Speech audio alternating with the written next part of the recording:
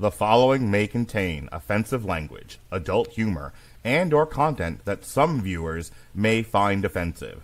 The views and opinions expressed by any one speaker does not explicitly or necessarily reflect or represent those of Mark Radulich or W2M Network. Please listen with caution, or don't listen at all. Hey! A triple feature, 3 films up on the screen. One's a little heavy, one's a little sleek, and one's just caught between. Laugh and cry and overanalyze. Dig through fleams with wide, wild eyes. Grab some popcorn, take your seat. 3 times the fun, 3 times the treat. Hey, a triple feature. That's what we're here to do. What we're here to do. Buckle up, the lights go down, and we'll watch them all with you. What do you think of the new triple feature theme song? How many buckaroos did you have to shell out to get that piece of None. content? I did it on Suno. That's right, you did. That's right, I did. Like my Maximum Overdrive T-shirt that I got from the TikTok shop. Oh, very cool. Nice. Yes, sir. Jesse. Love it, love it. Jesse. Mark. Jesse. Mark. I'm glad you're here tonight. Me too. My understanding is that you're not allowed to play with me anymore. We are doing a focus on Darren Aronofsky. We are looking at Requiem for a Dream, The Wrestler, and The Whale, which you watched over the weekend. Now, you hadn't seen any of these before? No, surprisingly not. I thought for sure I would have seen The Wrestler before now, but Yeah, I'm surprised you hadn't seen The Wrestler. That one I was surprised by. Right. Yeah. This is the first time I'd actually sat down and watched them all. Okay. And did Mindy watch all 3 of these with you? She did. And will you now recount for the people what Mindy's reaction to individually and collectively these movies, please? For the audience? Yeah, she said that she wanted to slap you, if I remember correctly, and then that I was no longer allowed to be your friend. Okay. Did you explain why? Aside from the fact she's busting your balls, but Yeah, well, obviously. yeah, really a lot of it is these are the types of movies that she was invested in, but the endings were not her cup of tea. She likes happier fare. Oh yeah. Yeah. I mean, even with a couple of these, if there would have been more of a resolution, although I'm sorry, what? Sorry, can I have your keys? Yeah. you may.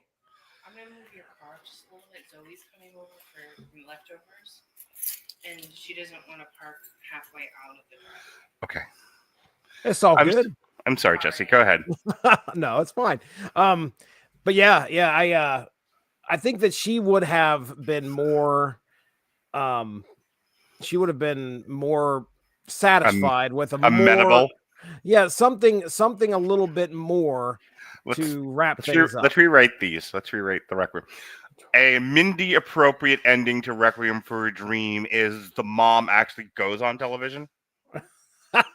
The mom gets help, and not the help that the mom actually gets help that works. Okay. The wrestler diving off the top rope does not kill Randy the Ram. He is not dead. He lands, has a heart attack, and then finally says, "Okay, I'm done," and lives happily ever after with Pam. Right, and his daughter that he's reconciled And his with. daughter, yes. It gives him a 3rd time. Okay. And Yep. in The Whale, getting up and walking across his living room doesn't kill him. No, he gets there, he collapses, and you think he's dead, but lo and behold, beep, beep. Right. Beep. And a year later, he's like fit and in shape because he did DDP yoga. Oh yes, Yeah, that's okay. perfect. Right. The wife would have been like, "Can Mark send us more of these movies? These are the Right. greatest things But as I've ever it seen." stands, I'm in the doghouse, and you're not allowed to do these anymore. That's right. That is Okay. correct. All right. Well, we have an entire hour to get your opinion on these movies now that we've dealt with your wife. So, let's say we get into this. You know, Jesse, Mark. Darren Aronofsky's cinema has always been about the body at war with itself. Did you know that? That's a great yeah, that's a great description. Decaying, craving, striving, and collapsing under the weight of obsession. So tonight's triple feature traces that evolution from youthful despair to middle-aged ruin to existential reckoning. Requiem for a Dream remains Aronofsky's breakthrough, a fever dream of addiction shot through with manic split screens and relentless pulse of Clint Mansell's Lux Eterna. Adapted from Hubert Shelby's Jr.'s novel, it turned the language of drug dependency into a symphony of repetition and decay. Ellen Burstyn's performance as Sandra Goldfarb, chasing the fantasy of televised fame through diet pills and delusion, became one of the most harrowing depictions of loneliness ever captured on film. The Wrestler marked a transformation, the director turning from operatic despair to human fragility. Mickey Rourke's Randy the Ram Robinson isn't just a man past his prime. He's a metaphor for America's working class exhaustion. The body as product and the soul as collateral. Shot with handheld intimacy and subdued lighting, Aronofsky's camera becomes almost documentary. A portrait of quiet humiliation, faded glory, and the desperate hunger for applause. It earned Rourke an Oscar nomination and revived his career, while solidifying Aronofsky's reputation for psychological realism beneath the grotesque.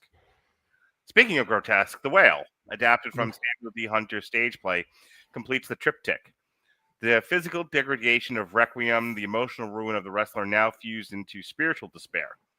Brendan Fraser's Charlie, a 600-pound recluse seeking redemption through connection, a man eating himself alive while trying to make peace with his daughter. Critics were again divided. Some saw empathy, others manipulation. But thematically, pure Aronofsky. The body as prison, the mind as confessional, the divine forever out of reach. Across three films, Aronofsky refines his theology of suffering. Each character believes in transformation through drugs, performance, or forgiveness, and each discovers the transcendence requires annihilation.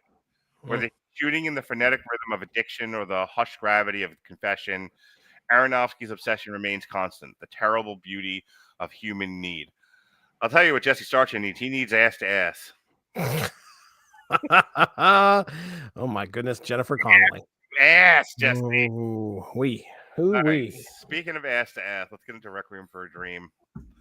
So it's first time viewing, right? Yes. Okay. Yeah. Had you heard of this before? Did you know?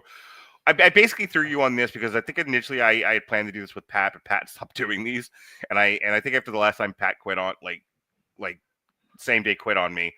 I just moved everything to Sundays. I'm assigning all of these to Jesse now. So literally, I think at the time when I was planning a lot of these, I was going through different movies that I wanted to talk about and seeing who directed them. And okay, well, I hadn't seen The Whale yet. I saw The Wrestler when it came out. I saw Requiem for a Dream, not in theaters. I saw it on DVD during my film snob days. And I was like, okay, well, I didn't realize that Darren Aronofsky had done all three of these, and it gives me an excuse to watch The Whale now. So that's how this came to be. And you got it assigned to you because you're dependable. Okay, fair enough. Not at all because I thought you'd enjoy them. So let's get into, like I said, Requiem for a Dream. I really like Requiem for a Dream. It's definitely on my, top 10 film snob movies. It's up there with Donnie Darko and Spun, Run Lola Run, a lot of the movies that we've already started to cover on here, as between me, you, Sean, and a few others have done a lot of the early 2000 indie film snob movies. I remember Requiem for a Dream being super sad. Rewatching it over the weekend, I forgot Jared Leto was in this. I'm like, oh look, Jared Leto when he could act. He was a complete joke. Poor Jennifer Connelly. Yeah. To be a woman in Hollywood, Jesse. To be a woman in Hollywood, and Yeah. Marlon Wayans. Like, I know, like people like Robert give Marlon Wayans just so much shit for being like a bad actor. Like he's in some stupid comedies, but when given the opportunity to actually act, he's quite good. Yeah, he was perfectly serviceable here. Yeah, for doing what they gave him to do. Yeah. So the other thing that this is, not only were a lot of the early 2000 indie films like very artsy and avant-garde, they were also having to do with drug addiction, which I think is another reason why I watched Requiem for a Dream. It was one of the many movies coming out at the time that was done in that like snappy, fast forward, quick edit style. Spun's the same way. There's a few that are like this, extreme close-ups and stuff like that. This is a very stylized movie. What did you think of Requiem for a Dream? Oh, well, okay. Yeah, you'd asked if I had ever known about Requiem for a Dream, and I remember the DVD cover, as you can see in the movie poster here. That sticks out to me, but I never picked it up off the shelf. Probably saw it at the library or something like that when I was getting my DVDs from there before streaming became a thing. And yeah, so I didn't know what was in the cards for me here. We had a discussion when we did our show with Alexis a few days back, and she was like, "Oh, is it about One in My Mouth and Two Up My Ass by Dragon Chef?" No. Right. She had definitely said how, this movie especially was one that she walked into, watched, and said she'll never watch again. And I can understand why. Yeah. So we have, 4 characters here. We've got Sarah Goldfarb, Harry, her son, played by Jared Leto, Marion, which is played by Jennifer Connelly, and Tyrone Love, played by Marlon Wayans. And at first, when I was watching this, I was thinking, okay,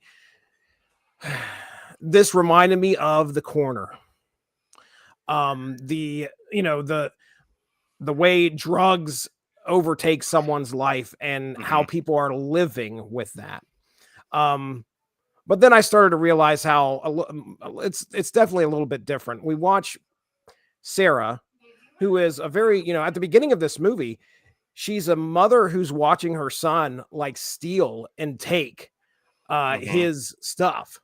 So, and go to pawn it, which is never good. So, that he's,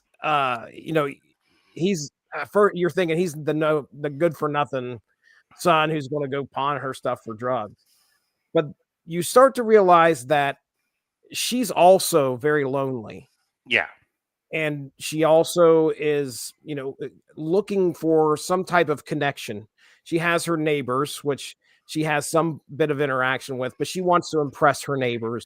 And so what she starts to do is she starts to take caffeine pills or whatever they start, basically amphetamines. Yeah, she's taking diet pills in order to fit into this red dress. That's very important to her. Yes. We could see Shooter McGavin on the infomercials for juice. Which first started on this. I was like, oh, look, another Shooter McGavin fucking sighting. King of the early 2000s, Shooter McGavin. So you start to see the tragic path that she goes on just to take some type of medication in order to lose some pounds and actually be noticed, to be seen, to be on television. She's going to be on television, Mark. She's going to be on television. Be somebody. Yeah. Marion, who is, mixed up with Harry. You could say she's very much in love with Harry at the beginning of this, but their lives are intertwined with, I'm assuming, heroin. Is that what's going on here? Are they on H or are they on? They're on drugs. I believe it was heroin. Yes. Okay. So we watch as things slowly go downhill for them. And then Ty, who's really just kind of wanting to make it big and get out of things. He's just wanting, okay, let's do a score. Let's get out of here. I'm out of this. I want to make some money. Yeah. I want to make some money. We're going to get out of this and I'm done. And unfortunately, these characters just continue a downward spiral throughout the whole film. So it's a very sad film. It's there's It's very tragic. It's yeah. On the one hand, so drugs is a very interesting thing because not everyone that uses drugs will get addicted to them, but it kind of shows you, and it's funny that you mentioned the corner because when you first said it, I was like, wait, what? And then the more you talked, I was like, okay, I see the connection now. Because when you start off with drugs in the beginning, everyone thinks they have control over it. Nobody gets into drugs thinking they're going to be addicted. Right. Everyone thinks that they have control over. Well, I'll only do a little bit. I'll only do a little bit, or only do it this once. And it is the snake that slowly coils around you. And then by the time you realize you're caught, that's it. The snake's got you. Mm-hmm. If you look at what happened with, I think Sarah's a slightly different case, but with Jared Leto's character, Jennifer Connelly, and Marlon Wayans, like in the beginning, it's just fun. They're just having fun, but the more they use, the more they need. The more they need, the more they're willing to risk. The more they risk, the bigger the fall. Mm-hmm. And they all fall. Yeah. Jared Leto ends up with a sore on his arm that's so bad from shooting that he ends up losing his arm. Yep. Jennifer Connelly gets sexually abused, essentially. I made a joke about it because I make a joke about everything. But yeah, she has to basically degrade herself at a sex party. Yeah. It's what we talked about with The Wire and with The Corner about the things you'll do, just how low you'll debase yourself. Just because you want to feel that next. Yeah. Just so you can feel normal. Right. Sarah's a slightly different case. Sarah, hers is the most sad because when you brought up The Corner, I was thinking about at some point when Jared Leto sells the television and she goes to get it back, and the guy at the pawn shop, who's actually one of the capos in Oz, that's where I know him from. Mm-hmm. He's a lot of stuff. Yeah, he's a big time TV character actor. He's like, why do you put up with this? Like, why do you tolerate this? And she's like, he's all I have. Yeah. That some people, their lives are so small, they have so little that they're willing to tolerate abuse and neglect because it's better than being alone. Yeah. Which, boy, when we get to The Wrestler. Oh, man. So, her thing about, I've talked about this with different shows, different things that we've reviewed about that need to be seen, that, you just get to a point in your life where no one sees you anymore. Yeah. You start to feel invisible, you don't exist. And then, and she's like, without her son, she has nobody. Mm-hmm. And nobody sees her, and she doesn't feel like a person anymore. And so, when she gets the call about being on TV, she's like, okay, well, this is an opportunity for me to at least be seen, be noticed. Yeah. And then and then the other side of it, and I've been thinking about this a lot lately since I've been working with a lot of Medicare patients, how much trust people have in the medical profession. A little ways back, Alexis and I did a show called Apple Cider Vinegar, mm-hmm. and that show had the opposite point of view, where it was nobody trusted the doctors. So there's this woman who has cancer in her arm, and she doesn't trust the doctors, and the doctor's we may have to take your arm, in order to get rid of this cancer, but at least you'll live. And she's like, no, I'll do all these alternative things. I'll do coffee enemas. I'll do all this other stuff. And then she gets to the point where cancer has riddled her body. And they're like, all right, well, I guess we'll do the surgery now. They're like, you're well past surgery. At this point, we're talking hospice. Gosh. In this particular case, you have so much trust in doctors that you just think, okay. What do doctors do? They prescribe pills. I'll take these pills and I'll be fine. And as long as I do what the doctors say, I'll be fine. There's no happy medium of have some healthy skepticism of doctors. You should do your own research and kind of see where the middle is, but also, the midway point between listening to doctors' advice, but also seeing what else you can do for yourself. Yeah. You know, she just completely follows the doctors, and then she starts to abuse the medication, and it ends with her getting ECT, which is a real thing. It's funny. I'm reminded of Star Trek 4, where you have the woman. She's like, "Oh, I need a new kidney. I'm on dialysis," and fucking McCoy gives her pills. And, Oh yeah. and like 5 minutes later, he's like, "I got a new kidney." But Bones' remark during that scene is just like, "Dialysis? What are we in the Dark Ages?" Right. Yeah, that's what I think about with ECT, because it's like, okay, we're gonna do ECT. Well, what is ECT? Well, we're gonna shock you so that you'll forget you're depressed. Yeah. Like, let's just fucking slap electrodes to your head, and you won't remember that you're fucking depressed. Yeah. Fucking Andrew. Let's all be glad Jesse hasn't already denied Mark 3 times because of these movies. Perfect comment. Oh man. Yeah. It's watching her. You talk about how her situation is different.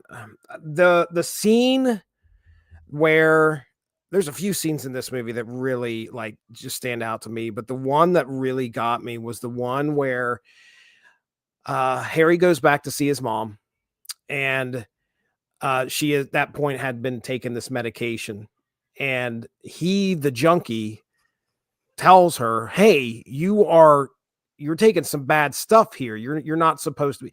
"What do you mean, doc? The doctor prescribed it to me," just kind of like what you were saying. The doctor prescribed. Doctors know what they're doing. The doctor came in, didn't even look at her. Oh yeah, wrote the prescription, and it was and gave it to her.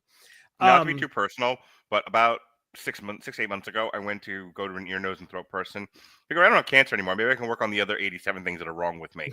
So I go to the doctor, and I'm like, "Hi, one of the nasal passages, like I can't ever get clear. I'm constantly getting sick. I'm constantly stuffed up.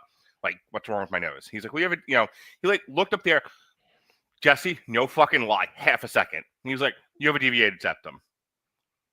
Really? Oh, nice. You can tell from the split second you looked up my nose. I'm telling you, I have something like lodged in there or something. I have polyps or something. Like, you can't. No, you have a deviated septum. Go get a CAT scan so we can see what's really going on. How about you fucking look? Take a look. What the hell do I pay you for? It was a split second. Yeah. And he wondered why I was like pissed off. So I come back with the CAT scan, by the way, and he's like, he's just like, "You have a deviated septum. Here's nasal spray." I fucking like. There's a part of me that just hates the medical profession. I don't blame you. I do not blame you, because they're there for a check. They're there for a paycheck. Sometimes it's hard to find a good doctor that cares about you. So yeah, back to that scene. I mean, she's on uppers, and he's trying to explain to her, like, "Look, you need to calm. You shouldn't be doing this stuff." And you see these two who have gone very different paths start to kind of reconnect. And then, of course, Harry has to leave. And when Harry leaves, it's that loneliness again. Yep. It comes back in. But what really got to me was when we follow Harry, and he's in the car, and he starts to realize what he's done, what's going on with his mom, and he doesn't start thinking of ways to try and take care of it, or to remedy it or to strengthen that connection anyway. What ends up happening is that like 3 or 4 step quick cut that we get every time they get high. You see the oiling, and put the cotton ball, boom, boom, boom, eyes dilated. He goes to drugs to kind of get that hurt to go away. So it's really sad. But it's that scene right there was something that just made me think about, like, geez, it's tragic. It really is. And all 3 of these stories we're going to be talking about tonight are tragedies. This one, I think this movie here, it is, I don't know. I think this one is the most tragic because we do not get much of a happy ending at all. I think it's a cautionary tale. I think the other 2 movies are just sad. I don't think I mean, you could also call them cautionary tales to some degree, but I mean, this is almost like a dare like after school special, like don't do drugs, kids. Mhm. Like this is, I feel like Darren Aronofsky kind of looks at the wrestler and he looks at the whale and he goes, "It's like here's an unfortunate path one could go down, but most people don't. Most people are not. Most people are not successful professional wrestlers who fade with glory and then go the way that Randy the Ram went. Most people do not eat themselves to fucking death, and do what happens to Brendan Fraser's character in The Whale. A lot of people use drugs, and I think like to me, Requiem for a Dream, is Darren Aronofsky kind of preaching to the audience like, don't do this. It's for me, Requiem for a Dream is less telling a story and more screaming at the audience. I don't feel that way about The Wrestler and The Whale, but that's up for debate, and maybe I'm crazy. Yeah, I mean, I tend to agree with you as far as like, hey, drugs is bad, okay? Hot take start, sir. I think Aronofsky's trying to tell us that too, by showing us what it's done to somebody.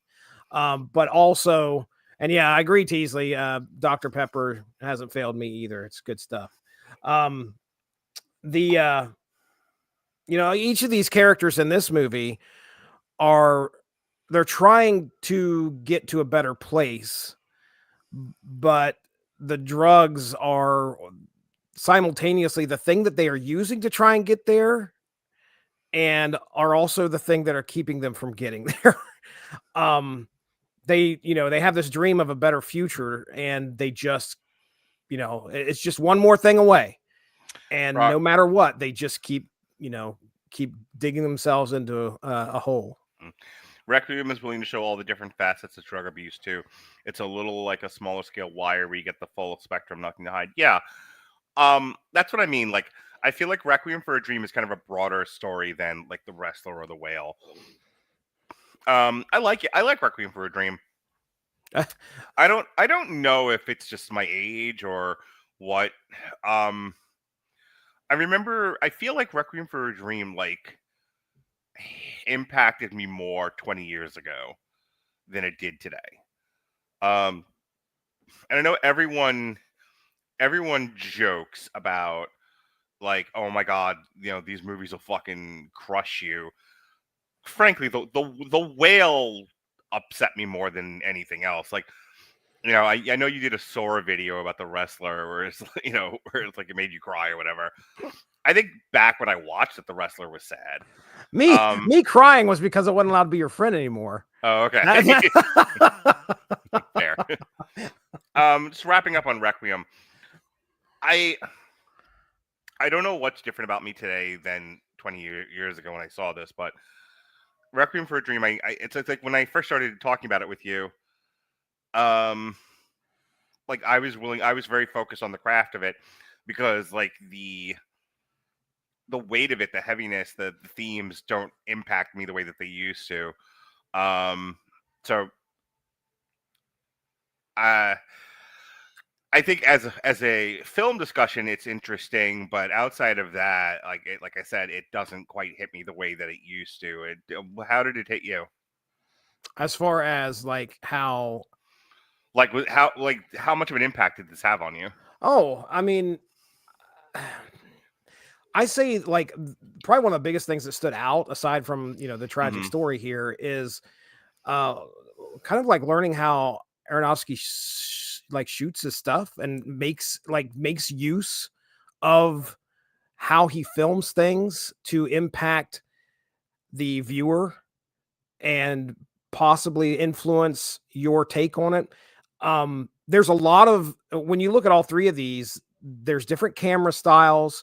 There's actually different aspect ratios when you're specifically talking about The Whale. And so I came out of this, with kind of like, okay, what are the film style techniques going to be for the next two? Are they going to be as unique as this one seemed? Because we get a lot of different. Yeah, we get to The Wrestler where he's just running around with a camcorder. And we get a lot of stuff in here that, we get the quick cuts, we get the at one point, Marlon Wayans is running away. Tyrone's running away from the police. They got one of those chest cams on him where you just see his face, and it's really frantic. I'll tell you what, it's so funny to me because like Requiem, the wrestler, and the whale are also kind of like a filmmaker's arc, where it's just like the first time like someone gives you a camera, like go shoot your movie, you're like fisheye lens. I've got all great ideas. Right, and then like the second we're like, let's taper this down. This is your handheld. Let's be intimate. By the end, you're just like shoot one scene, just one fucking setting, man. Just I don't want to leave this fucking house. All right, I'm so tired. Yep. I'm gonna hit these comments really quick. So Robert says, time and place with Requiem at the time, it was absolutely earth-shaking.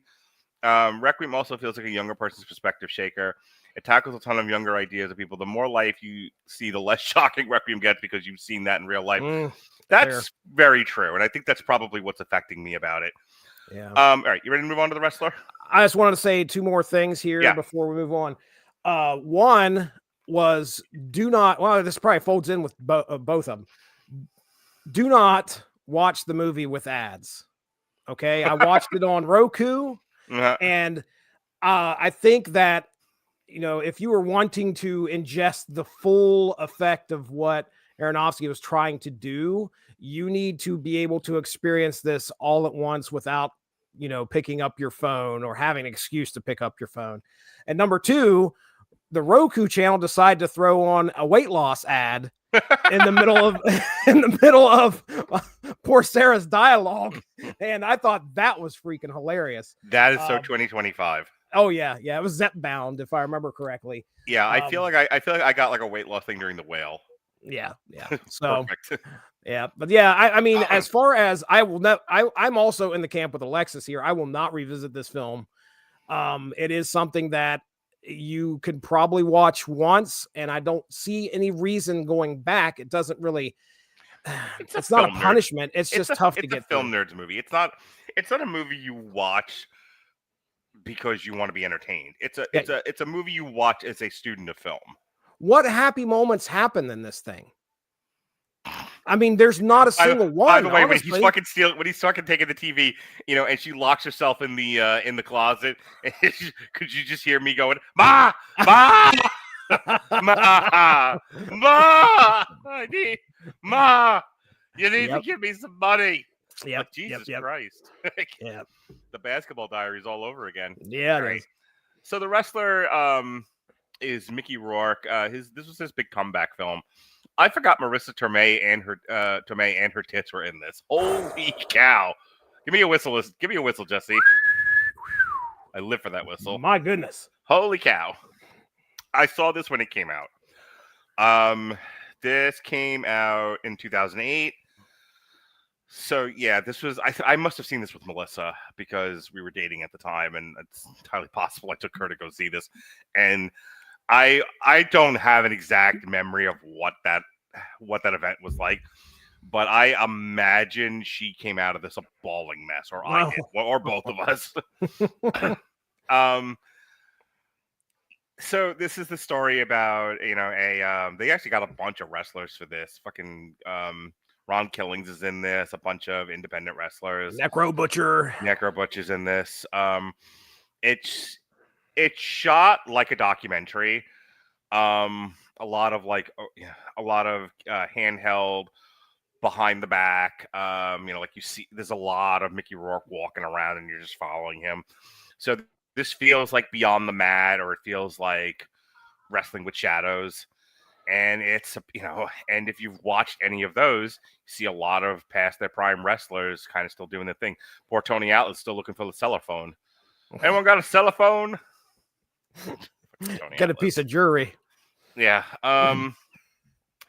So if you've heard about one wrestler, still doing it past their prime, you've heard them all. It's like they all got rich in the 80s and they all shoved it up their nose, and they were doing it well past when they should have, and they did a lot of steroids, a lot of coke, and everyone fucking stressed their hearts out. And that's great when you're young, and then when you get to be 40, you're basically 80. Your heart's 80 years old, and the slightest little thing, and you fucking keel over and die of a heart attack. So here's this guy who kind of did the Jake Roberts, where I was big in the '80s and I did not keep up with my family and I did not keep up with anybody else, and my whole life is wrestling. And he keels over from a heart attack after a match. Gets told basically, you can't wrestle anymore. If you fucking stress your heart out like this, you're gonna die. Yeah. And so he has to figure out life after wrestling when he never really considered life after wrestling before. He tries to reconnect with his daughter, but he's also a fuck up, and so he screws that up. He tries to connect with a stripper. That goes about as well as connecting with strippers usually goes. And then finally he's, he tries to, do get work, and, working a day job is never fun when you've been king of the world. So finally he's like, fuck it, I'll do this one last match. And, by that point, Marissa Torme is like, I'm here. I'm really here. I don't want you to kill yourself. He's like, too late. I've already decided. And he goes off the top rope. The screen goes white. And we're done. He dies, presumably. The impression is that he dies. Yeah. So I'm not connected to the wrestling world like I used to be. When Owen Hart died, I was a bawling mess. That was super tragic though, and completely avoidable. Before knowing why, when the Benoit suicide happened, before I knew what had happened, like just knowing that he died, like it was within like months of Eddie Guerrero dying of a heart attack or whatever it was that killed him. So it was like, and around the time the wrestler comes out, several high profile wrestlers have died. Plus or minus whatever year this is, Randy Savage dies of a heart attack and hits a tree. Kills him instantly. So like, okay, yeah, according to Robert, about a year, give or take, between Eddie and Benoit. Yeah, it was not a long period of time. So if you're like a fan of wrestling in between 2000 and 2010, the words and another wrestler died happen a lot. So when the wrestler comes out, and I'm seeing basically Randy the Ram Robinson, whatever the fuck his name is, basically doing a Hulk Hogan, or doing a Randy Savage, doing a Jake Roberts, doing a Jimmy Snuka. I'm really sad. Like, this really hurt me.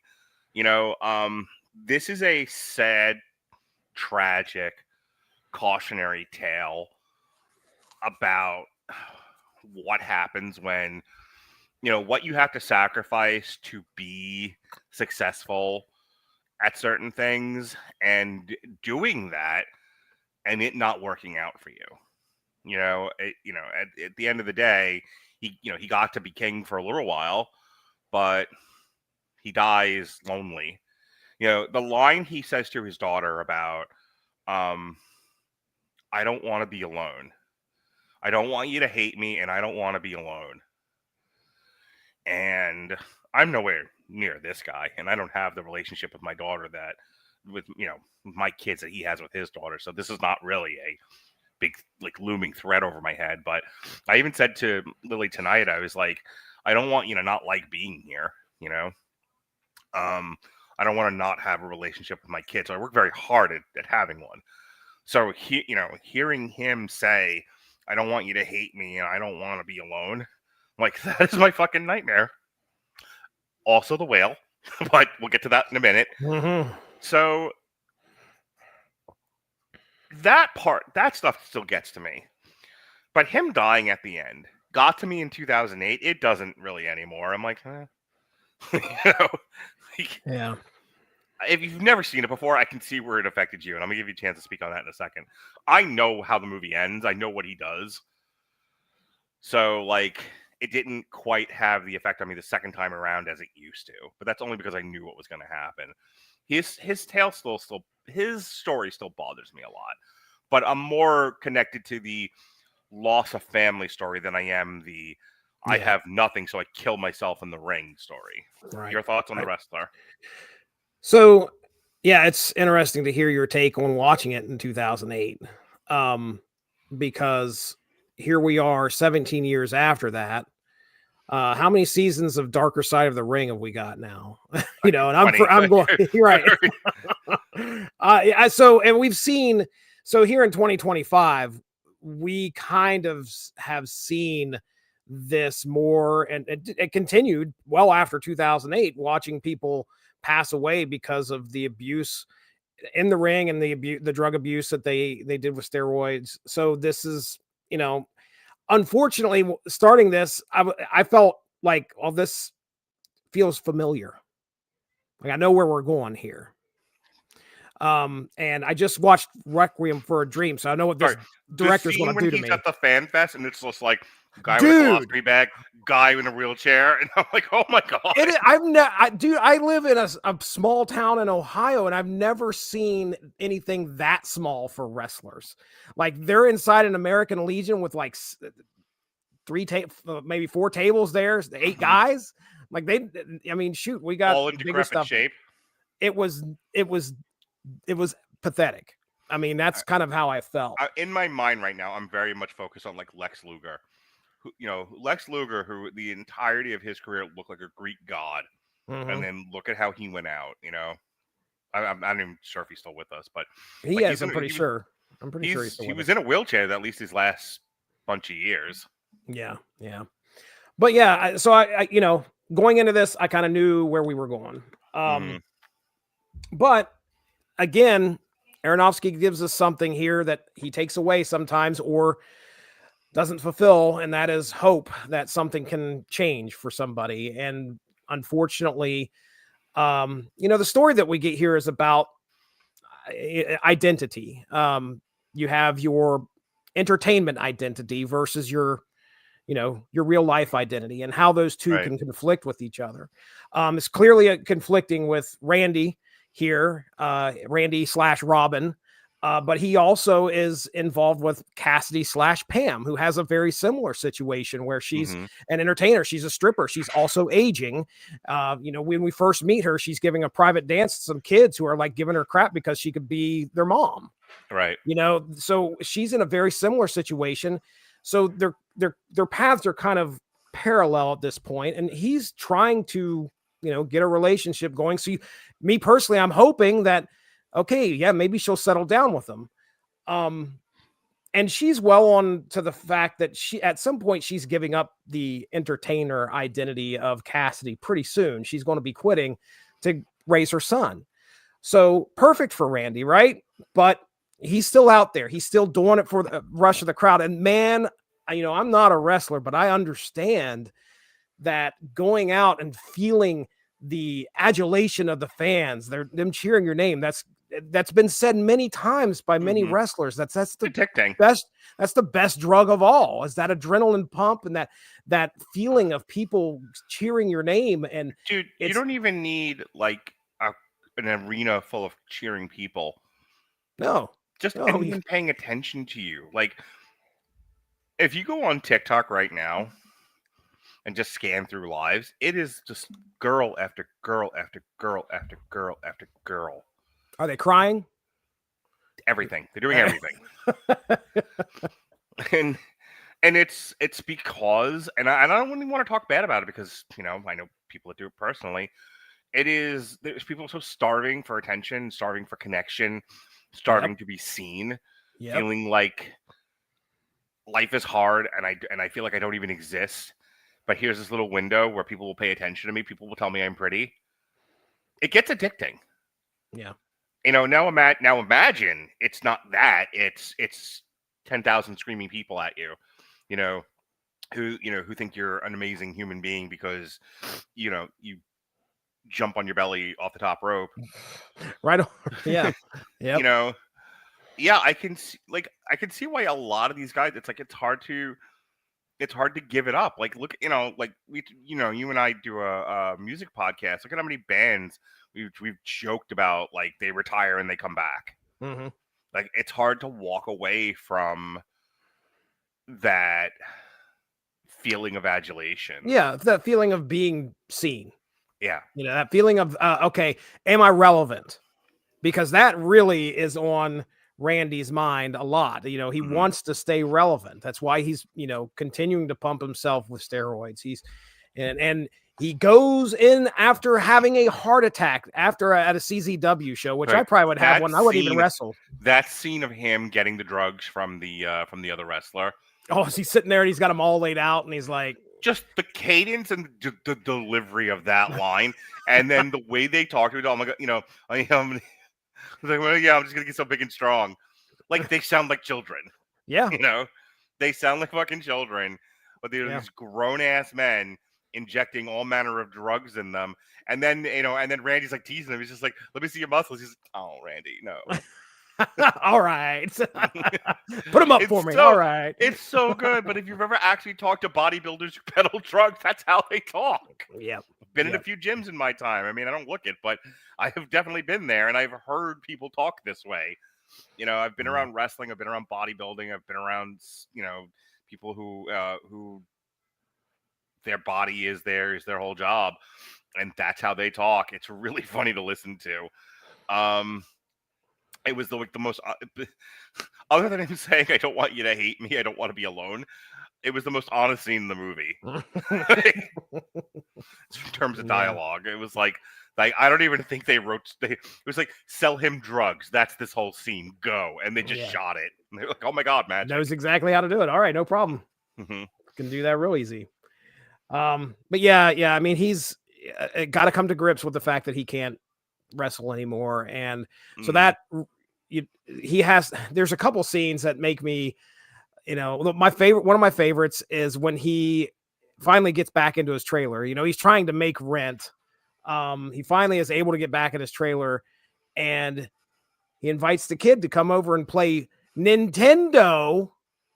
Not only Nintendo, it's freaking I'm pretty sure it's WrestleMania, like a modded WrestleMania, and it's got Randy the Ram and the Ayatollah in there. Yeah. But you know, the kid is steadily talking about like Call of Duty 4 just came out, and here he's wanting them to play Nintendo. The only reason he's wanting to do that is because Randy the Ram is in that game. Right. You know, But how and sad is that fucking scene though? it's 'Cause he's- sad. It's really sad. Well, it's like because then Randy's just like, wait, don't go. You know, like, don't you want to play some more? He's like, I have to go home. I have things to do. Like Yeah. this kid has more of a life than fucking Randy does. Yep. So yeah, it's sad, but yeah, I think the scene with his daughter, where they're on the boardwalk, there's Mhm. a moment where he tells her, you know, there were times in my life where I tried to pretend you didn't exist, because he knew all this time, it was in the back of his head what he had done and what he was doing to Yeah. his daughter. So the only way that he could kind of move past that was just pretend it didn't ever happen. And he knew how wrong that was. And he was sitting there crying, and he regretted so much. And at this point, you know, this isn't a situation where he's got only a few months to live. No, he's just been told, you need to stop wrestling. Somebody has told him that your entertainment identity is dead. All right. You need to now move on as Robin Ramzinski, I think is his real name. And he makes a choice not to do that. He makes a choice that there's no way in hell you're taking that Well, from he me. tries. Well, yeah, he tries at the never, end of He it. never thought about life after wrestling. He thought, as a lot of them did. If you ever listen to like Dark Side of the Ring and, you know, some of these WWE documentaries a little bit more sanitized, but a lot of them say like, I never considered that this would ever be over. I thought I'd wrestle forever. You know, if be curious to see what Randy Savage would say today if he had made it this far. You know, like, did you ever consider what would life be like after WrestleMania 5? Like the Right. fucking height of your career, you know what I mean? And Right. granted, he goes on for another 10 years to wrestle or some shit. You know, he goes on to make a rap album that we adore. Oh yeah.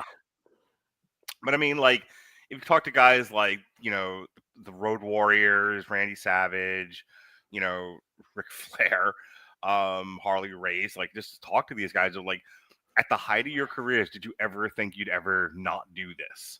Probably not. So you never planned for that. He showed up in TNA too. Wonderful. So he's talking about Macho Man. But you never think about and like now people do. Now most of these guys have seen the horror stories. So We're like, very aware. like the John Cena, Randy Orton guys on Batista on up to now Seth Rollins, Dean Ambrose, Schmegegi, Roman Reigns, Well, that you know, guy. and on. Like everyone now is like, yeah, save your money.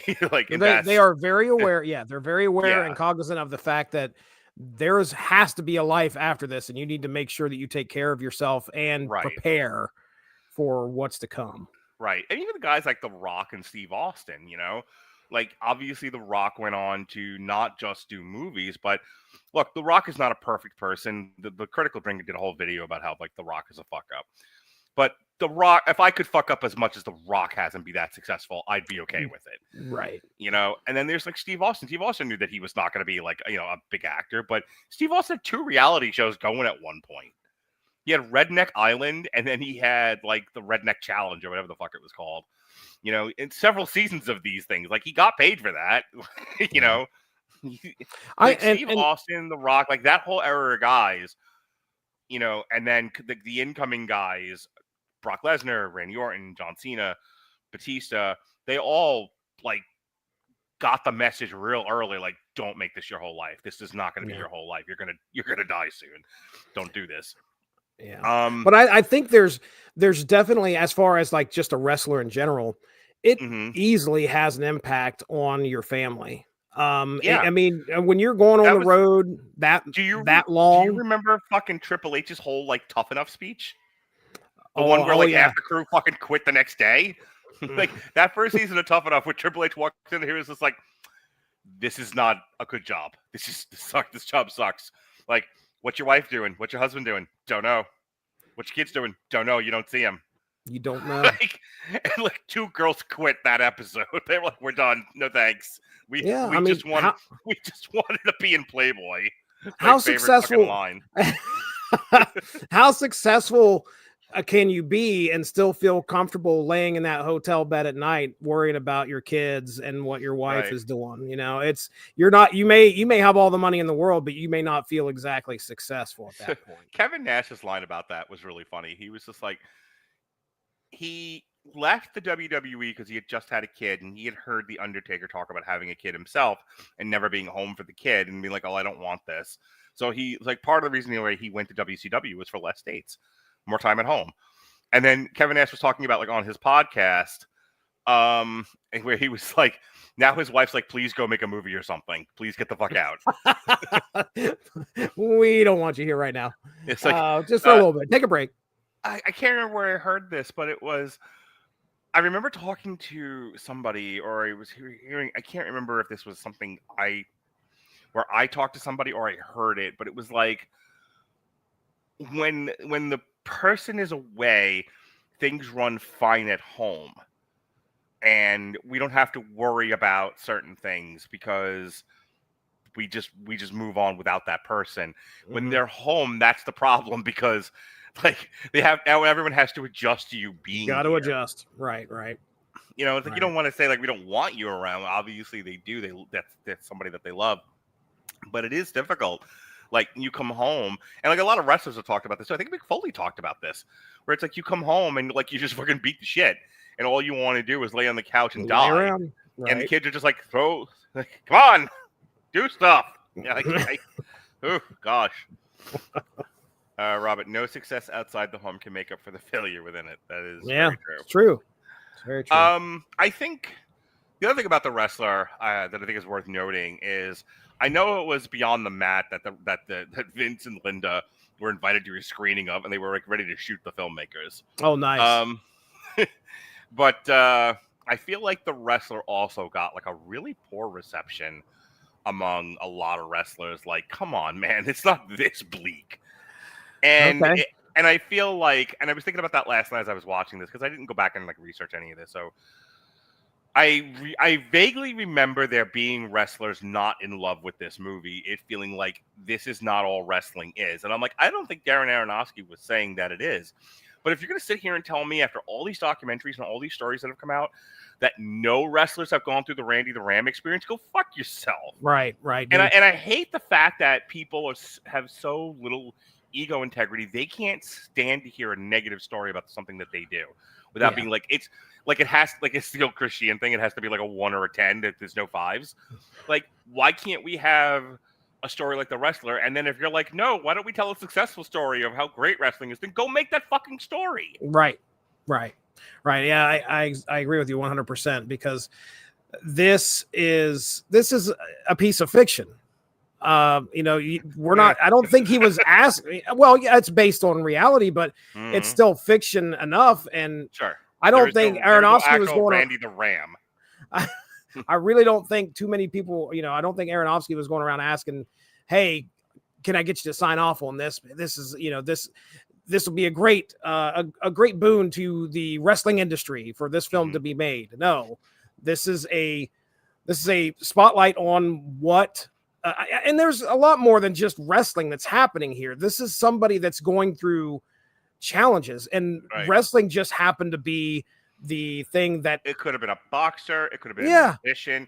Right. Somebody who rode the height of heights, did not take care of themselves, had their career forcefully taken from them, tried to make amends, found out they're not that great of a person, killed themselves in the end. Right. And you don't have to be a wrestler to have lived that story. Right.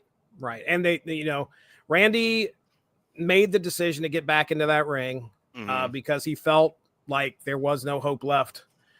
He could not revive the Robin side of his identity, and he went out doing the thing that he loved. Yeah.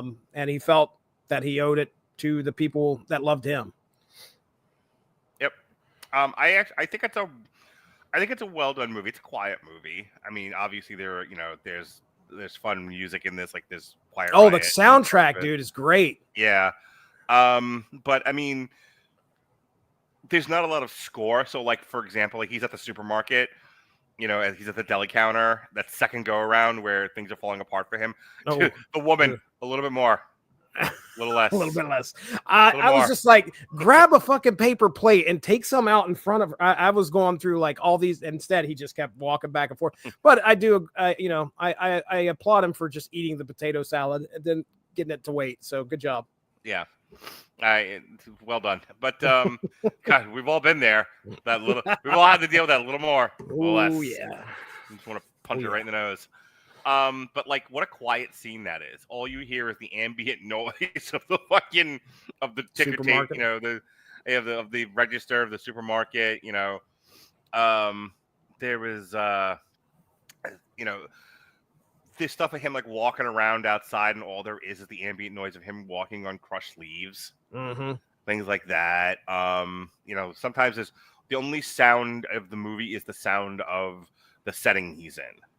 Yeah, Aronofsky is very, very aware of the sound design and how to, again, make you feel like you're either there or, again, influence your feeling of the film in some way by, by the time I'd finished I think it was The Wrestler didn't have it in it. The next one did. So I watched Requiem and then The Whale. And that's when I sent you the message of Mouth Sounds the movie. Because I just kept hearing these mouth sounds over and over in each of these movies. Doesn't happen in The Wrestler, thank goodness. But regardless, he's using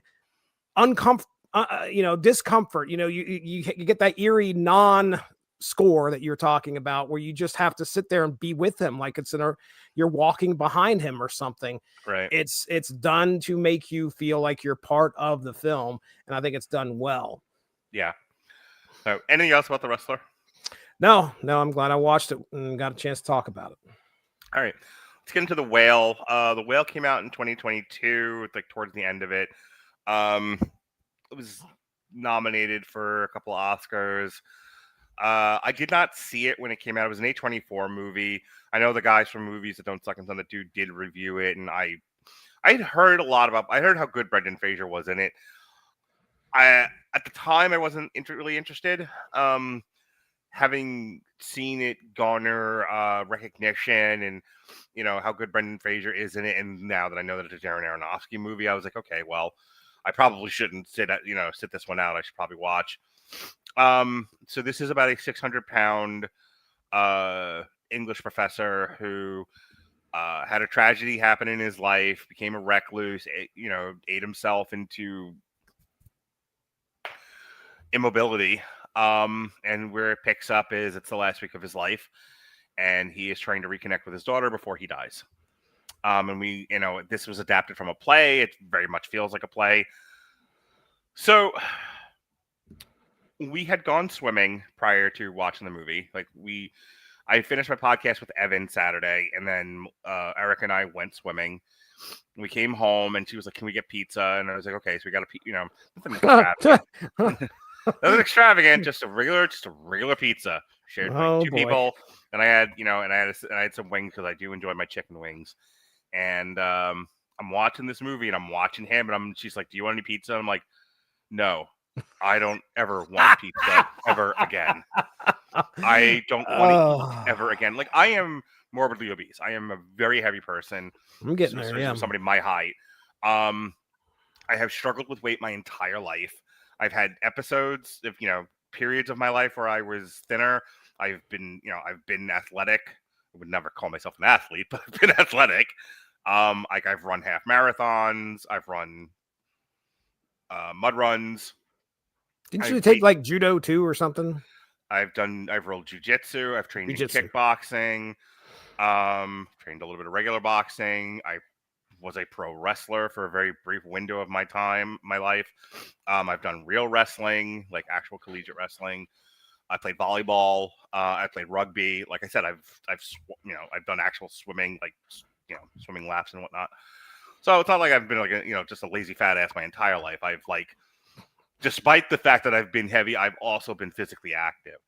The last couple of months I've had a job working from home, and I've been extremely sedentary. So him getting up and walking across your house and wheezing, I'm like, little too close to home. Yikes. Yep. I was actually thinking about you because you've been working from home and you've been sedentary, but you, I guess, push yourself to go walk around the block or whatever. 7,500 steps a day. I try to anyway. Yeah, I needed to get on the Jesse Starcher method. It's hard because I don't know if you have to be at your desk, like if you can just take breaks or whatever. I have to physically be at my desk for an hour at a time because I'm a therapist. I do 53-minute sessions. So I literally have to be chained to my desk. And unless I get a no-show, I'm kind of stuck there. And then, I have stuff going on, and it's hard for me to do the things I need to do for myself to be physically active. So I'm watching this guy, and I looked at Erica, and I'm like, I am having kind of an existential crisis. This is my fucking nightmare. I'm taking the kids to Hollywood Studios to do Halloween Horror Nights on Friday, and there's a part of me that's just like, good, I'll be walking around for a few hours. Yeah I'm gonna be in a lot of pain. It's gonna suck, but I need to do it, right? So I like The Whale. I hate the main character. Oh, you hate Charlie? I hate Charlie. I really do. I think this is a very well-written stage play that's masquerading as a movie. I think the things that the movie talks about are important and interesting, and I think the acting is very well done. I think Brendan Fraser is outstanding in his role. I think he deserves all the credit that he gets. I hate his character. Why do you hate him? So I watched Edward Scissorhands earlier today. Okay. Odd way to start this answer, but all right, let's go. Because there's a similarity between Edward Scissorhands, most of Tim Burton's male characters, and Brendan Fraser's Charlie. I got you. I know I am a bit rough with people. I am a bit rough as a person. I can be soft. I can be kind. I am trying very hard every day to treat the people closest to me with kindness, despite my natural tendencies to be very rough with people. But I kind of hate the kind of soft men that Tim Burton loves to put as the lead in his movies, and the kind of person that Charlie is. It's funny. Charlie is a 600-pound man, but he could have been Lex Luger in his prime, and he still would have been a marshmallow of a guy. Just like this soft, unable to stand up for himself, express himself forcefully kind of a guy. I don't mind that he's overly positive. Okay. It's something that the ex-wife character brings up. Is like, it's one of the things I love about you is that you see the good in things, and God knows I get accused of that on my own shows, especially compared to Robert, who I know is listening. But there's, I think, seeing the good in things, and then there's being a little Pollyanna about it. He drove me fucking nuts. Interesting. It's my experience watching The Whale was me screaming at the television, please just say what's going on. It's a good movie, but this is the one I had the most visceral reaction to. I'll stop so you can kind of weigh in, because I've thrown a lot out there. Okay. I mean, I find it interesting that, you find him a softie. We are coming into the last week of his life. So the guy has lived up until then. We kind of learn what he has gone through. The big thing being his, I don't think they were married. It was his partner. I think he specifically says it was his partner. It was the man that he had left his wife for, Alan. Yep. Had Ellen. died. What's that? Ellen. He had died, and I don't know how long ago they had said that he had passed away. It seemed like maybe it was more than a year, probably. Maybe clearly it was more than a year. For him to put this much weight on in that little time would be crazy. So it was probably within the 5 years or so. He had been separated from his wife for 10, so he obviously left her with him, and 10 years ago. Well, the timeline is he leaves his wife when his daughter is 8. Right. She's probably 16 now. Okay, so we'll say 8 years. Yeah, so it's an 8-year window that we're talking about. All right, and so at some point he, Alan dies, and Charlie goes into a depression of sorts that manifests itself physically, where he begins to eat out of control. And I'm sorry, the scene of him gorging himself and I had to walk out of the room. You just had pizza. Wouldn't have mattered what I had for dinner. I was doing okay with him overeating. When he got the mayo or the ranch dressing out, I'm like, I'm done. I'm out. Yeah, he was slapping some ranch on there, folding pizzas in half. I was like, oh, man, this is gross. I can't handle this. And I left the room. Well, and that's credit to the director, because that is exactly what he wants you to feel. Yeah. I'm glad I did not see this in the theater. I don't know how it would have handled it. It's definitely I can see how it bothers you. I know how you are with your stomach on something. Liquid. Yeah. But yeah, I mean, I don't know if I didn't consider him soft. I mean, just like you said, he's overly positive. I considered him extremely sad. Jesse, I love you to death. You are my favorite person. I took your songs to celebrate you because you did celebrate yourself. I make a smart remark at Alexis and you can't handle it. No wonder you don't see him as soft. Can we just be fair here? You and I are not the same. We are not the same. But yeah, I mean, this is a guy who had, not only lost the love of his life and is now dealing with the fact that he's going to die.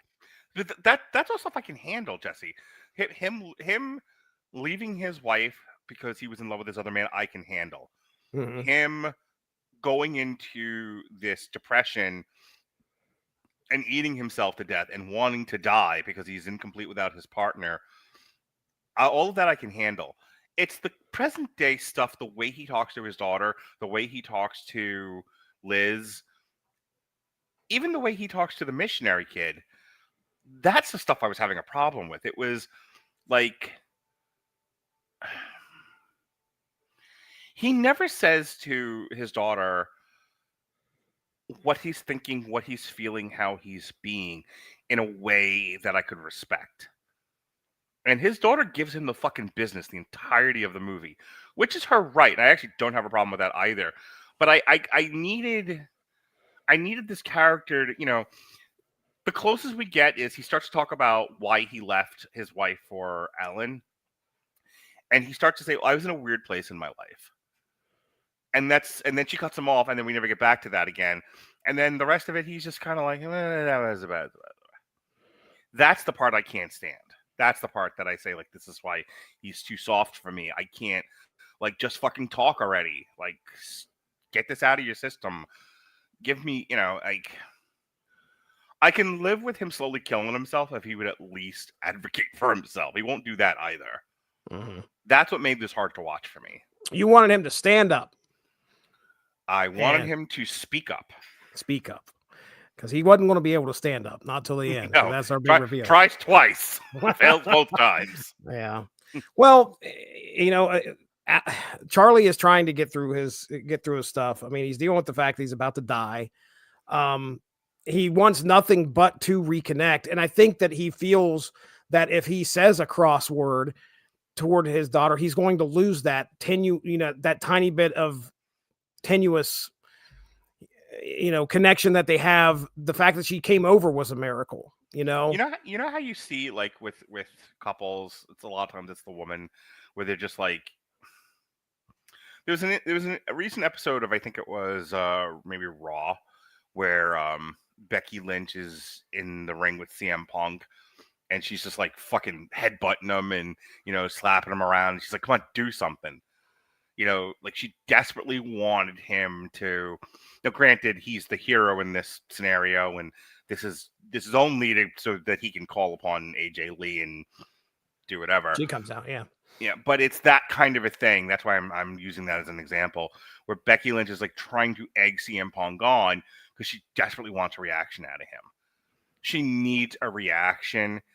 If you react to me, you will demonstrate care, interest, love.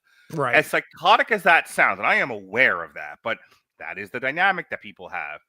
If I can just get you to react in some way, get you to react outside of yourself, then I at least know you care. I exist. Right. This is life. This is real. This is happening. And the daughter interacting with Brendan Fraser's character very much does a lot of that. Like, come on, you fat fuck. Like, do something. Yeah. And he's just like, give me your essays. I'll finish them. I just want to be dead. I just want to be dead. Hurry up and be dead already. Like, that's what made this hard for me to watch. Okay. That and the ranch dressing. Well, I mean, when we get Sadie Sink showing up here, I mean, and her hostility towards Charlie, it's really tough to kind of watch her put him through the business, and all he wants to do is, just all we wanted to see is them reconnect in some way and her possibly forgive him. We never get that this whole movie. We want to see Brendan Fraser do just start like throw his fucking walker to the side, start running around the block. I'm gonna get thin. I swear I'm gonna do it. I'm gonna lose the weight. But she's portrayed as like, she's evil, and her mom says that she's evil. Her mom's a fucking drunk. Liz comes in and says, or not Liz, but I'm sorry, Mary's her name. Mary comes in and says, yeah, your daughter is evil. And there's even a moment where we have the missionary who shows up, who is, not, he is a missionary, and actually he got kicked out, but he's trying to do something. Well, whatever. Yeah. Anyway, she does this thing where she records him, and he had run away from his parents, and she sent that to his parents. And when Mary talks, no, not Mary, I'm sorry. When we find out what she does, a missionary, I think, shows back up and says that. We find out what she does. Anybody else would look at that and say, this girl is a bitch. She's somebody the kind of girl that'll kick open your door and film you naked on the couch. She take pictures of you. I mean, it was just, she was very off. She was very odd, but what we end up finding out and what we see Charlie do is he attributes that to her nature of wanting to save somebody, not actually ruin someone. And you're wondering, like, okay, is this guy just completely dumb? Is he blind? But no, what you realize is that he sees in her that the honesty that she has, and she's just extremely honest with what she does. And I think that's a lot of what this film is about honesty. The whole moment where he reveals himself to his students. He's been off, said his camera's broke this whole time because he doesn't want his students to see horror on their faces. Yeah, one of them's laughing and like trying to stifle, a laugh, and it's sad. But again, that night when he does the binge is when he sends the email, and he ends up getting fired, I think, because he says, just be honest, say something honest. And then he reads these few things that people would send him that were extremely honest. And then he shows his face because he wants to be honest. And then he throws the fucking laptop across the kitchen. This was a movie that was, we were invested. Yeah. All three of these movies I was invested in. And the ending is up for, I'm pretty certain you probably take it that he died, right? I mean, we watch him walk across the floor and his feet raised up off the ground. I actually had a thought about that, like, because the wrestler, like, he jumps off the top rope, white light, we're done. This, he gets up, he approaches her, white light, there's a bit more, and then we're done, though. And I'm like, I feel like Aronofsky's like covering himself. Like, come on, man. Like, really? What's what we're doing here? I think that. Oh, go ahead. No, go ahead. I was just gonna say, spoiler alert.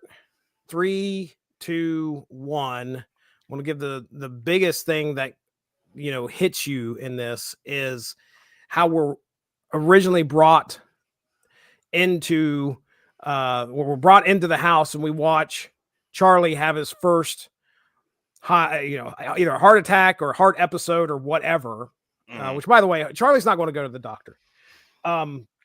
But he has somebody who just showed up, that missionary show up, and he's like, read this to me. And he reads it, and he's trying to figure out, it's an essay on Moby Dick, and it seems to calm Charlie down. Saves his life. By the way, opening up with him, like, jerking off, bold choice. yeah. We're setting a tone here. Just by the way, a little bit of context, he's gay. But yeah, he, it calms him down. He doesn't have, Liz comes over, checks on him. And I think there's another instance where that happens, and I think he's going to bed and he's reciting that essay. And you're like, man, what is going on? He's like, well, it's just a really good essay. I think, if I remember, he tells the missionary. But at the end, he has his daughter read the essay as he's about to die, and you realize it's her essay that she wrote in 8th grade. And that really hit. I mean, that makes you sit there and go, this was the one thing that kept him alive for these last 5 days, it seemed like. And it was those words from his daughter in 8th grade, just because he appreciated how honest she was in the essay, talking about how Moby Dick was, it was a sad story. But regardless, that was when you find out that big reveal, like it's been her essay this whole time, that hit. So, but yeah, I mean, him walking over there while she reads it, and he's just wanting to show her that, love, because she needs a breakthrough, and it's getting there, but it's not happening. It doesn't happen this whole film until the very angry, end. Sure. By the way, so between the daughter in The Wrestler and the daughter in The Whale, I fucking said to ChatGPT, boy, does Aronofsky have a thing for daughters hating their dads. And ChatGPT goes, that's exactly the connective tissue no one talks about enough. Aronofsky's real obsession isn't drugs, decay, or faith. It's failed redemption through parenthood, almost always filtered through a daughter's contempt. In Requiem for a Dream, Harry's relationship with his mother is a grotesque inversion of nurturing. He literally sells her TV for dope. By The Wrestler, Randy's daughter, Stephanie, is the emotional centerpiece, the one person he can't body slam his way back to. Every punch and staple gun to the chest is penance for abandoning her. And in The Whale, it's almost biblical. Charlie's desperate need to reconnect with Ellie is less about love than about absolution. She's his final judge, his confessor, and his executioner all in one. Aronofsky treats the daughter figure like a mirror that shows men what they've become, broken bodies haunted by bad decisions. She isn't there to forgive him. She's there to confirm their damnation. His women don't heal, they reveal. And that might be why his films feel so spiritually punishing, because he keeps replaying the same emotional math. You can't fix what your child already remembers. Ooh, that's rough. That is rough. Estranged daughters are to Aronofsky what stepdads are to Emmerich. Very true. Okay. All right. Again, I brought this up earlier. This is the one film that's shot in a different aspect ratio. And clearly on purpose, because it seems like he's wanting you to kind of feel a bit, constrained, a bit suffocated, in that little box with. I noticed it right at the beginning, which was crazy. I was like, "Oh, this is why is this not shot in widescreen?"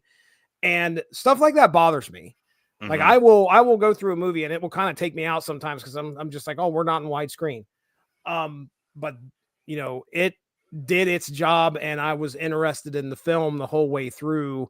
And yeah, I agree that aspect ratio definitely had an influence on how I felt watching it. So all in all, I mean, the performance of Mickey Rourke, the performance of Brendan Fraser here in these last two movies we've talked about, I think it's well deserved that they got the nominations. Did you say Mickey did win something for his? No, he was robbed, both of them. So the wrestler, Mickey Rourke and Marissa Tomei were both nominated for Best Actor and Best Supporting Actress. Neither one of them won. And then for the whale, Brendan Fraser won for Best Actor. Okay. Hong Chow was nominated for Best Supporting Actress, and it won the Academy Award for Best Makeup and Hairstyling, which, yeah, he looks pretty gross. Yeah, he put on some weight for this role too, if I remember correctly, and then people were kind of concerned. I remember right around this time, and then he shows back up. He lost a good bit of weight. So, but yeah, it was again a film. All three of these were films to be experienced. It's funny because my son Caleb Mongo, he watched The Whale first, and that was legitimately like a year ago. He come out of his room and he's like, "Man, that movie was sad." And I'm like, "What'd you watch?" It's like, "I watched The Whale." And I was like, "Oh, I'm gonna have to." What made him watch The Whale of all the things your fucking son could watch? I have no idea. Like that was. I remember it. When it showed up to where we had the opportunity to watch it, I was like, I mean, I don't know if I want to really. There's other stuff that I want to watch before I even get to The Whale. But Caleb chose it and went with it, and I have no idea why. He surprises me sometimes. Did you just watch all three of these with just Mindy, or did you watch with any of your other kids? Didn't watch it with the kids. No, it was just me, Mindy. Okay, yeah, I watched. I think Erica was asleep halfway through the Whale, but she was interested in that one, and then she was dead during The Wrestler. So I think I watched like Requiem for a Dream like first thing in the morning on Saturday when I was done working. So. All right, so those are the three films of Darren Aronofsky. Darren Aronofsky, also known for the following, in case anyone's interested in the rest of his films, in case you're interested in A Good Cry. He is the writer and director for Pi. He wrote and produced Below. He wrote and directed The Fountain. He directed Black Swan. He wrote, directed, and produced Noah from 2014 with Russell Crowe. He wrote and directed Mother, which stars Jennifer Lawrence and Javier Bardem. And then he just did, and we did not review it. I did a TikTok on it. He did the Caught Stealing. I keep saying Been Caught Stealing because that's a James Dixon song. He did Caught Stealing with Austin Butler, which I talked about this on my TikTok. So help me God, we thought like Caught Stealing was going to be this wacky fucking adventure tale, and it's not. It's very much a Darren Aronofsky movie. Oh yeah. Yeah. All right. So like, don't watch Caught Stealing looking for like a rousing good time. Watch it because you want another fucking sad Aronofsky movie. Jeez. Yay. Yeah. So that's it. That's our triple feature tonight on Darren Aronofsky. Did you have a good time, Jesse? Yeah, I did. I'm glad I got to talk about these with you. Yep. Is your wife ever going to forgive me? Well, there'll be a Sora video, I'm sure, if she does. Tomorrow, myself and Robert will be reviewing a movie that I loved. My kids and I saw it today. I'm sure Robert's going to either have no opinion on it or will hate it. But I thought this was one of my favorite movies of this year. Springsteen, Deliver Me From Nowhere. Are you a Springsteen fan at all? Do you ever listen to his music? Not a whole lot. I mean, I know his hits, but that's everyone knows Born in the USA, one of the most misunderstood songs ever, which I love. Yeah. But I was white and middle class, so I know who Springsteen is. I've heard his music. And do I own any of his albums, or have I ever like listened to any of his albums straight through? No, not even a little. But I don't hate Springsteen's music, and listening to kind of like last year with Bob Dylan and A Complete Unknown, where I'm listening to them, I'm watching the movie and I'm listening to the music. I'm like, oh, this is really good. I should probably go back and listen to it. I have more tolerance now for this sort of thing than I used to. Like, I'll probably talk about this on the podcast tomorrow. Growing up as I did, Springsteen was my parents' music. Not really, because my parents didn't listen to him either. But like, people my parents' age were really into Bruce Springsteen, so I rejected it out of hand. Okay. But the fact of the matter is, he's a talented guy, obviously super successful. Music people resonate with. And the movie, Jeremy Allen White does a really good job with it. So we'll talk about that tomorrow on Damn You Hollywood. This Wednesday, myself and Harry will be doing an Indie Ciders on Effie's Big Gay Brunch UK3 and Josh Barnett's Bloodsport 15, both of which took place in England. And then another triple feature, and it'll be myself, Alexis, and Shay. Mick, I don't think is going to be there anymore because she has to work. This will be a director focus on Tim Burton. We'll be looking at Edward Scissorhands, Mars Attacks, and Dark Shadows. And we are doing this because I was bullied. Last week, we did a review of Black Phone 2, Peacemaker Season 2. I was very well behaved on that show. And myself and Shay, and for a little bit Erica, we talked Les Miserables, Phantom of the Opera, and Sweeney Todd. And then myself and Evan Bevins compared and contrasted the Red Sonja from 1985 to Red Sonja 2025. Jesse, what do you got going on?